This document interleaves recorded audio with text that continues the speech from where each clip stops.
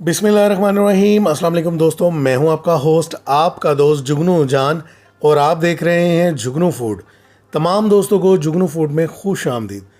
जो दोस्त पहली बार वीडियो देख रहे हैं उनसे गुजारिश है चैनल को सब्सक्राइब कर दें, बेल बटन को भी दबा दें ताकि उनसे मेरा राब्ता ऐसे ही कायम रहे और मैं मज़े की रेसिपीज़ उनकी खिदमत में हाजिर करता रहूं।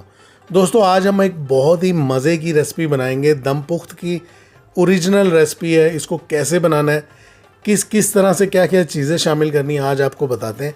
इसके लिए हमने 600 ग्राम, आधा किलो से थोड़ा सा ज़्यादा दुम्बे का गोश्त लिया और इसमें 1 टीस्पून नमक शामिल करके हाथ की मदद से अच्छी तरह गोश्त का मसाज करना है कि जो 1 टीस्पून नमक शामिल किया है तमाम गोश्त को अच्छी तरह लग जाए। ये देखें जी, इस तरह से गोश्त को नमक लगाने के बाद हम दूसरे बर्तन में दुम्बे की जो चर्बी होती है उसकी छोटी छोटी बोटियां रखेंगे। 2 अदद आलू सेंटर से काट के रख देंगे, 1 लहसुन की पोती रख देंगे और 1 अदद प्याज सेंटर से 2 पीस करके वो लगा देंगे।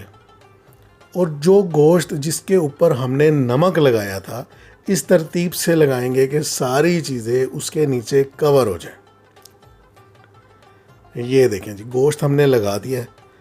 अब हम इसमें लगाएंगे टमाटर। 2 टमाटर लिए हैं, टमाटरों को भी हमने सेंटर से कट करके 4 पीस बनाकर इस तरह से लगा दिया है। अब हम इसमें तकरीबन 4 अदद हरी मिर्चें लगाएंगे। हरी मिर्चें यहाँ तेज़ वाली हैं इसलिए मैंने सिर्फ 4 ली हैं और ये ऑप्शनल है, अगर आप चाहें तो लगाएं वरना स्किप कर दें। और 1 टीस्पून साबुत काली मिर्च हम इसमें लाजमी शामिल करेंगे। ये तमाम चीज़ें शामिल करने के बाद अब हम इसमें शामिल करेंगे 1 गिलास के करीब पानी। छोटा गिलास के करीब हम इसमें पानी शामिल करें और पानी शामिल करने के बाद जो आटा जिससे हम रोटी वगैरह पकाते हैं, गूंदा हुआ आटा, इस तरह बारीक बारीक लंबी लंबी शेप बनाकर इसको हमने एयर टाइट करना है। जिस बर्तन में हम ये सारी चीज़ें पका रहे हैं उसके कॉर्नर्स को हम इस तरह कवर कर देंगे और ढक्कन इसके ऊपर रख कर इसको एयर टाइट कर देंगे। आटे को अच्छी तरह हम इसके साथ दबा देंगे, कहीं से भी एयर जो है वो लीक ना हो। और अब हम इसके ऊपर वज़न रख देंगे ताकि ये अच्छे से एयर टाइट हो जाए। अब हमने क्या करना है, ये सारा कुछ करने के बाद हम इसको बिल्कुल लो फ्लेम पर तकरीबन 2 घंटे तक पकाएंगे।